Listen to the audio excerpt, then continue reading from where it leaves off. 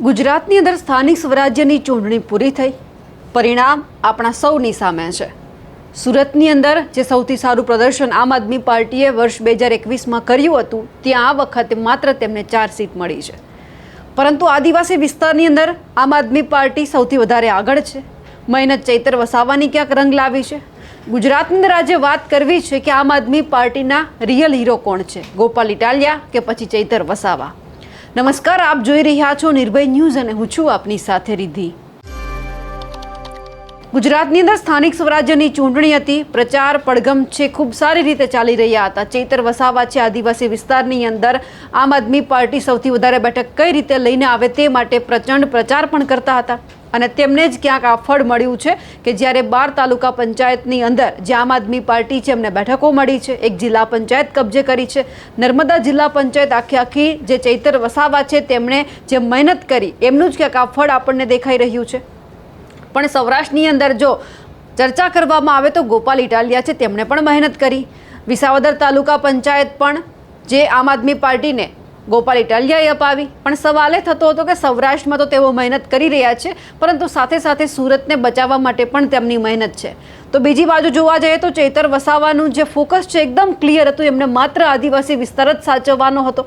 ભલે દેડિયાપાડામાં ન જઈ શકે, પરંતુ ચિકદામાં રહી અને આખા આદિવાસી વિસ્તારની અંદર તેમણે પ્રચાર કર્યો અને એમની મહેનતનું ફળ છે ક્યાંક ચૈતર વસાવાને મળી ગયું.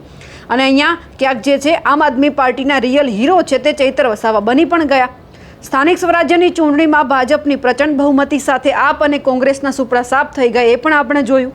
કોંગ્રેસ અનેક જગ્યાએ તો શૂન્યમાં આઉટ થઈ ગઈ છે.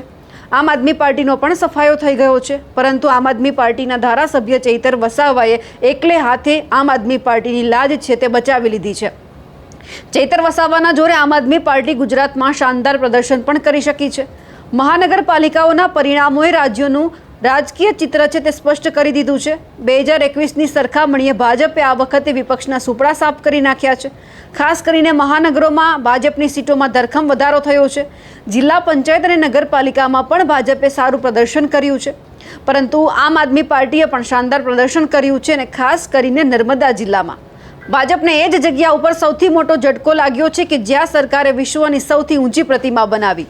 ગુજરાતના સ્થાનિક સ્વરાજ્યની ચૂંટણીમાં આમ આદમી પાર્ટી ખાસ છે તે કંઈ ઉકાળી નથી શકી, પરંતુ આદિવાસી જે વિસ્તાર છે આખો ત્યાં નર્મદા જિલ્લાના ગામડાઓમાં આમ આદમી પાર્ટીનું જાળું છે તે ફરી વળ્યું છે. જેની ક્રેડિટ માત્ર ને માત્ર આદિવાસી નેતા અને આમ આદમી પાર્ટીના ધારાસભ્ય ચૈતર વસાવાને વ્યક્તિગત રીતે આપવી પડે. આમ આદમી પાર્ટીએ એવો પણ દાવો કર્યો કે ગત વર્ષે જ્યાં પાર્ટી છે માત્ર 69 સીટ ઉપર સમેટાઈ ગઈ હતી, ત્યાં હવે સંખ્યા વધીને 650થી વધુ બેઠક થઈ ગઈ છે. એટલે લગભગ 10 ગણો આ બેઠકની અંદર વધારો થયો છે. નર્મદા જિલ્લા પંચાયત પર બહુમત હાંસલ કરવી અને 12થી વધુ તાલુકા પંચાયતમાં જીત મેળવવી એ સાબિત કરે છે કે આમ આદમી પાર્ટી શહેરોમાં નહીં પરંતુ ગ્રામીણ અને આદિવાસી મતદારોનો અવાજ બનીને રહી છે.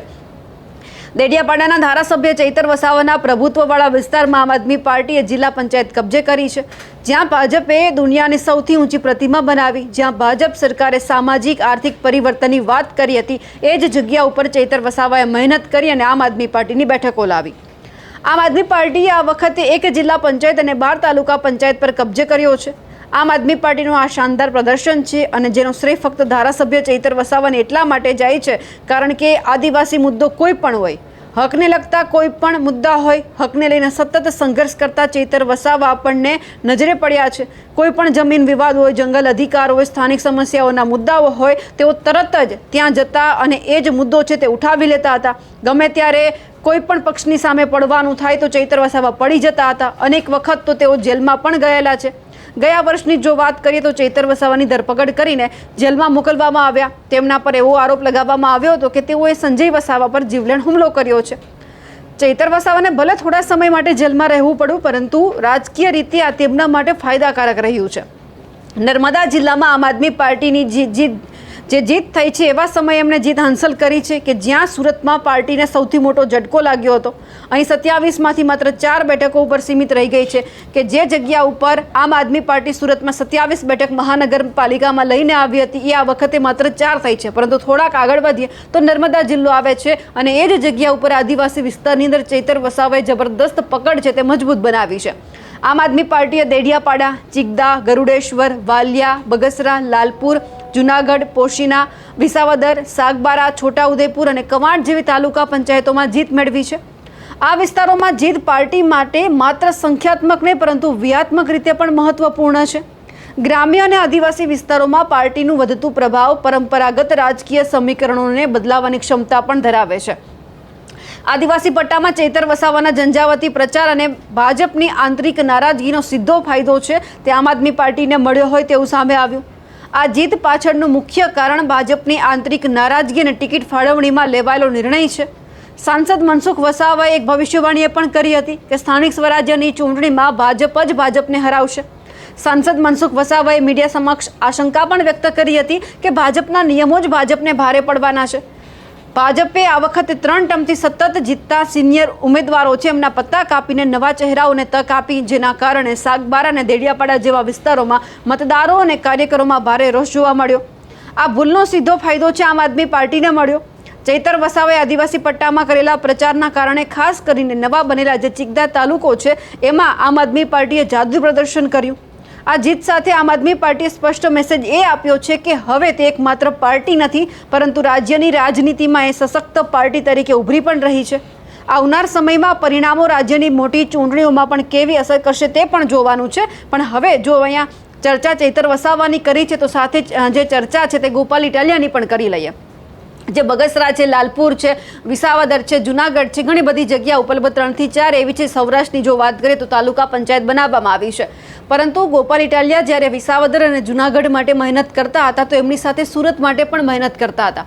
એટલે ક્યાંક 2 જગ્યા ઉપર ગોપાલ ઇટાલિયા ન હોવું એ ક્યાંક ગોપાલ ઇટાલિયા માટે ગેરફાયદો છે તે સાબિત થયો હોઈ શકે એમ છે. જો પોતે એક જગ્યા ઉપર રહી અને મહેનત કરી હોત તો વધારે આમ આદમી પાર્ટીની બેઠકો મળે તેવું પણ ક્યાંક ચર્ચાઈ રહ્યું છે. જેમ કે સામે ચૈતર વસાવા, એમને માત્ર એક જ ગોલ હતો કે આદિવાસી વિસ્તારની અંદર કઈ રીતે આમ આદમી પાર્ટીને વધુ બેઠકો લઈને આપવી, અને ચૈતર વસાવાએ કરીને પણ બતાવ્યું. એટલે અત્યારે આમ આદમી પાર્ટીની અંદર જો વાત કરીએ તો એમનો જે મુખ્ય હીરો, મુખ્ય ચહેરો છે એ કોઈ હોય તો એ છે ચૈતર વસાવા, કે એકલે હાથે ભલે દેડિયાપાડામાં નહોતું જોવાનું અને કેટલી બધી વખત એમના ઉપર આરોપ લાગ્યા, એમના ઉપર ફરિયાદ થઈ, તેમ છતાં તેઓએ નમતું નથી જોખ્યું. તેમ છતાં તેમણે મહેનત કરી છે પોતાના વિસ્તારમાં ન જવું, પોતાના વિસ્તારના લોકોની વચ્ચે ન રહેવું અને એ જ જગ્યા ઉપર તાલુકા પંચાયત બનાવવી એટલે ખૂબ અઘરી બાબત છે કે જ્યાં ભારતીય જનતા પાર્ટીએ ખૂબ મહેનત કરી હતી. ગોપાલ ઇટાલિયાએ પણ સુરત માટે મહેનત કરી. જનસભાઓ આપણે ઘણી જોઈ. સૌરાષ્ટ્રના ઘણા બધા લોકો છે જનસભામાં આવ્યા પરંતુ તેમણે મત ન આપ્યા. સ્વાભાવિક છે કે સૌરાષ્ટ્રના ઘણા બધા લોકો એવા છે કે જે માત્ર ખાલી સુરતમાં રહે છે પરંતુ એમને મત આપવાનો અધિકાર એમના જે કોઈ પણ ગામડામાં રહે છે ત્યાં છે અને એ જગ્યા ઉપર ભાજપનું વર્ચસ્વ છે. તો ક્યાંક સુરતથી આવી અને ગામડે મત આપવા માટે આવે છે તો સીધો જ ફરક આપણને દેખાઈ જાય છે. એટલા માટે જંગી સભાઓ જોઈ, લોકો પણ ઘણા ખરા જોયા પરંતુ મત ન મળ્યા અને આમ આદમી પાર્ટી 27માંથી 4 બેઠક ઉપર રહી. પણ હવે અહીંયા ભારતીય જનતા પાર્ટીએ પણ વિચારવું પડશે કે જો એમણે સુરતની અંદરથી આમ આદમી પાર્ટીને ક્યાંક નવરી કરી દીધી છે તો હવે આ જ મહેનત વધારેમાં વધારે આદિવાસી વિસ્તારના લોકોને કઈ રીતે આમ આદમી પાર્ટીની સાથે જોડી શકાય છે તેમના ઉપર થશે.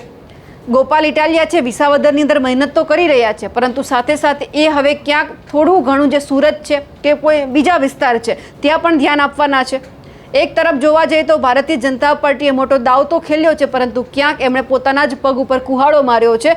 કારણ કે જે જગ્યા ઉપર લોકોને લાવવામાં આવી રહ્યા હતા, સરદાર પટેલની સૌથી ઊંચી પ્રતિમા બનાવવામાં આવી, લોકોને કહેવામાં આવ્યું કે અમારા ગુજરાતમાં અમે નર્મદા જિલ્લામાં કર્યું છે કામ, તમે એક વખત અહીંયા આવો, અમારા ગુજરાતનો જે અત્યારે શાનદાર વિકાસ થઈ રહ્યો છે તે જુઓ. એ જ જગ્યા ઉપર અત્યારે ભાજપ નથી, આમ આદમી પાર્ટી છે. એટલે ભારતીય જનતા પાર્ટીએ પણ સમજવું પડશે કે ખરેખર તમે કઈ દિશામાં જઈ રહ્યા છો, તમે જે દાવપેચ ખેલી રહ્યા છો એ એક વખત આદિવાસી વિસ્તારની અંદર લોકોની વચ્ચે જાઓ, લોકોને સમજો કે એ લોકોને શું જોઈએ છે. વિશ્વની સૌથી ઊંચી પ્રતિમા આપવી અને એમની જ સામે જેટલા પણ ત્યાંના લોકો છે એમની જે જમીન લઈ લેવી, એમની રોજગારી છીનવી લેવી, એ તો ક્યાંયનો ન્યાય નથી. એટલા માટે હવે આદિવાસી વિસ્તારના લોકોએ ક્યાંક મન બનાવી લીધું હોય કે ભલે આપણને આ બધું આપ્યું પરંતુ આ વખતે અમારે ભારતીય જનતા પાર્ટી એટલે કે ભાજપ સરકારની સાથે નથી રહેવું. પણ આ બધાની વચ્ચે અત્યારે ગુજરાતની અંદર ભારતીય જનતા પાર્ટી જીતી છે, ભગવો લહેરાયો છે, એમની ચર્ચા થઈ રહી છે. એમનાથી વધારે ચર્ચા તો ચૈતર વસાવાની થઈ રહી છે કે જેલમાં હોવા છતાં એમણે એટલી મહેનત કરી, પોતાના વિસ્તારમાં ન ગયા તેમ છતાં મહેનત થઈ અને તાલુકા પંચાયત જે 10થી 12 છે તે બનાવીને આપી. અમારા અહેવાલને લઈને આપનું શું માનવું છે કમેન્ટ કરીને ચોક્કસથી જણાવજો. સાથે જ અમારી નિર્ભય ન્યૂઝ ચેનલને લાઇક, શેર અને સબસ્ક્રાઇબ કરવાનું ભૂલશો નહીં. નમસ્કાર.